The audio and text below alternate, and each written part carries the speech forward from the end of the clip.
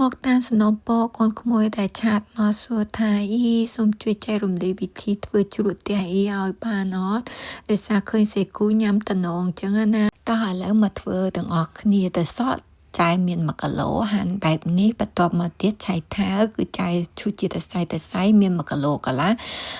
ការ៉ុតគឺមានតាម1មើមទេ1មើមរៀងធំតិចមកណាហើយចំណែក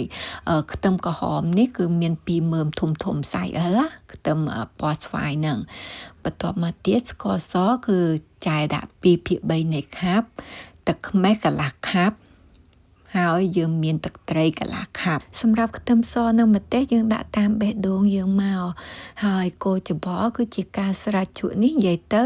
ធ្វើតែកន្លះថ្ងៃបានញ៉ាំហើយសម្រាប់ឆៃថាវជាមួយខ្ទឹមប្រាំងការ៉ុតអីតែសក់ប្រហែលជាមួយថ្ងៃបានញ៉ាំដោយសារតែសក់វាគ្រាន់ចូលជាតិនិយាយទៅប៉ុណ្ណេះគឺឆ្ងាញ់ល្មមហ្មង